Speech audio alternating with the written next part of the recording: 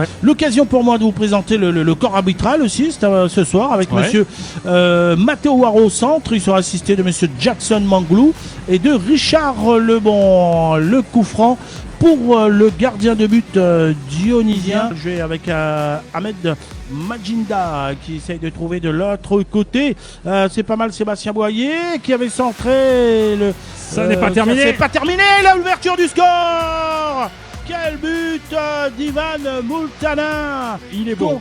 Il est beau le but. Contrôle et frappe instantanée qui prend à contre-pied Wendy Patiram. Pied dionysien pour écarter le danger et garder le contrôle du cuir avec Multana. Et là, il n'y a pas du tout d'hors-jeu. Avec encore Madi qui va se présenter tout seul. Il y a un 2 contre 1. Face à Patiram. Madi pour le deuxième but.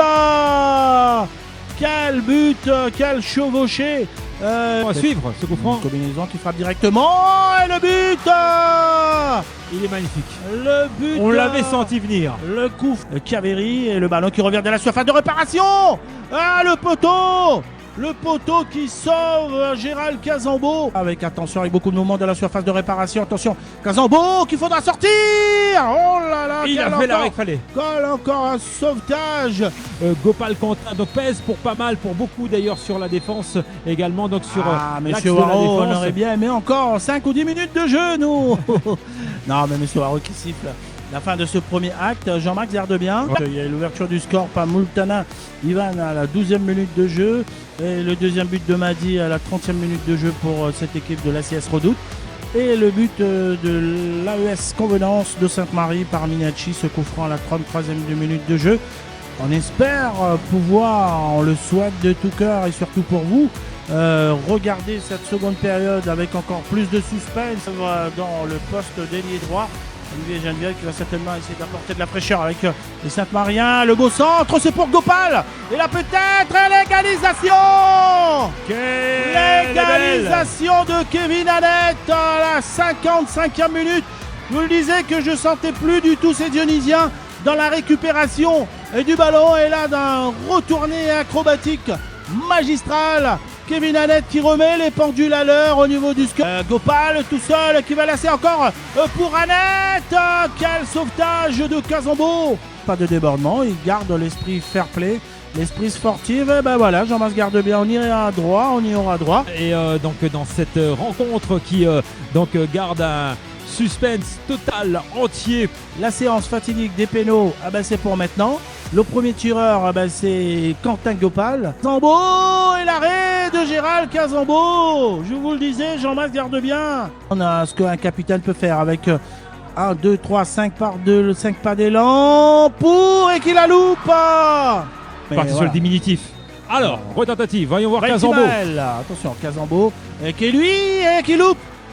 Et Casambeau était parti du bon côté. Alors, les Munchen qui face à Padiram, pas beaucoup de pas d'élan et l'arrêt de Wendy Patiram.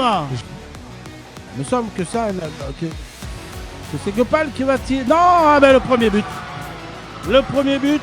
Surtout Gérald Casambeau qu'il faut se méfier parce qu'il se lance vraiment à la dernière minute. Et quel arrêt! Quel arrêt de Gérard Casambeau! Impressionnant Gérald Casambeau, Jean-Marc Zerdebien. Et Dionysien, oui, qui marque. Vaiti, Joël, l'autre frangin. Gérald Casambeau, pris à contre-pied. Qui va défier le portier Sainte-Marien. Et qui qualifie son équipe. Qui était parti presque pas du bon côté, mais le ballon lui a effleuré les pieds. Et c'est les Verts de la Redoute qui décrochent le billet pour le 3e tour. En tout cas, Jean-Marc Zerdebien, quel match à suspense, de fair play. À chaque fois qu'on voit ces équipes de R2, c'est vraiment un véritable plaisir de voir ça. La congratulation des vainqueurs et des vaincus. Ouais. Maintenant, il faudra se remobiliser pour le championnat, pour ces deux équipes, Jean-Max. Télé Créole, un beau média de proximité qui nous permet, qu'on se le dise, mais vous avez l'habitude maintenant, donc de pouvoir se retrouver chaque week-end, le samedi soir, le dimanche après-midi, en fonction un petit peu des matchs et du match de Calais pour la circonstance. Donc à l'antenne, c'est du direct, s'il fallait encore le préciser. Toujours un super accueil et ça, on tient vraiment plus profond du cœur à vous remercier, les dirigeants des clubs respectifs qui nous reçoivent. C'est une première, c'est une innovation. cette année, l'émission Foot Réunion, d'être vraiment sur la Régionale 2, Régionale 3, Régionale 1 féminine. On le fait avec cœur, on le fait avec toute humilité, Jean-Max. Ouais. Et c'est vraiment un véritable plaisir. Et on vous remercie de l'accueil des supporters qu'on a sur chaque stade, chaque terrain, le week-end, samedi soir et dimanche après-midi.